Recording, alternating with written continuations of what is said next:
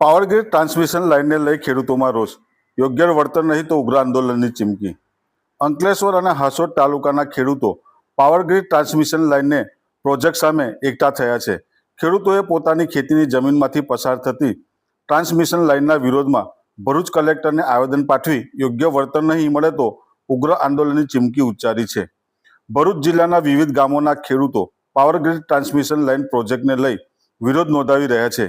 ખેડૂતોનો આક્ષેપ છે કે તેમની ખેતીની જમીનમાં પ્રોજેક્ટ માટે કામગીરી શરૂ કરવામાં આવી રહી છે, પરંતુ તેના બદલામાં યોગ્ય વળતર અને ન્યાયસંગત વળતર આપવામાં આવતું નથી.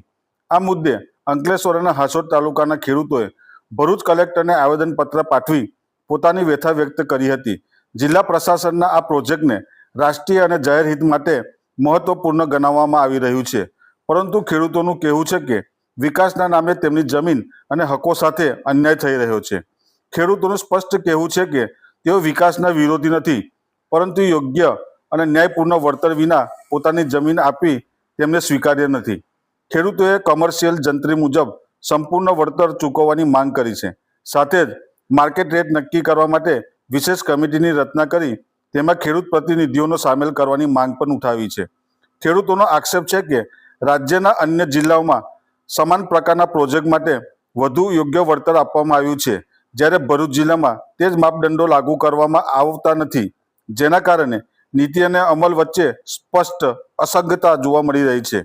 ખેડૂતોએ વધુમાં માંગ કરી છે કે કંપની સીધી જવાબદારી સ્વીકારીને વળતર ચૂકવે અને બળજબરીથી જમીનમાં પ્રવેશ કરવાનું તાત્કાલિક બંધ કરવામાં આવે.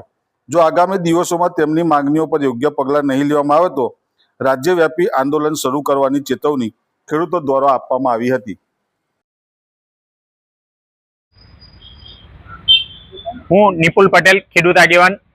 અંકલેશ્વર હાસોદ તાલુકાના વિવિધ ગામોમાંથી પાવર ગ્રીડ કોર્પોરેશનની અનેક લાઈનો જાય છે અને એ લાઈનોના આધારે જ્યારે ખેડૂતો કામ કરવા નથી દેતા, પ્રવેશવા નથી દેતા, તો એમને કાયદાનું એક રક્ષણ મળે છે કંપનીને. એટલે કલેક્ટર સાહેબની કોર્ટમાં એ લોકો અરજી કરે છે અને અરજીના આધારે કલેક્ટર સાહેબ અમારા મુદ્દાઓ છે માત્ર વળતરના રોકવા માટેના કોઈ પણ પ્રકારની સંવિધાનમાં જોગવાઈ નથી કે ખેડૂતને સાંભળવા જોઈએ, નહીં સાંભળવા જોઈએ. આ બધી બાબતોને ધ્યાનમાં લીધા વગર અમે જ્યારે મુદ્દા રજૂ કરીએ છીએ તો મુખ્ય મુદ્દા 1885 ટેલિગ્રાફ એક્ટ, ત્યાર પછી એમાં અનેક એમેન્ડમેન્ટ થયા છે. એમાં 10(1) પ્રક્રિયા મુજબ બજાર કિંમત પ્રમાણે વળતર ચૂકવવાની જોગવાઈ છે અને એ લોકો વન ટાઈમ પેમેન્ટની જોગવાઈના આધારે ખેડૂતોને વળતર ચૂકવે છે. જ્યારે સંવિધાનની અંદર બીજી એક જોગવાઈ છે 62(e) મુજબ ખેડૂતોને ભાડું આપવાની જોગવાઈ પણ છે, જેનો આજ દિન સુધી કોઈએ ધ્યાન પર લીધું નથી અને એનો સરેઆમ ઉલ્લંઘન કરે છે.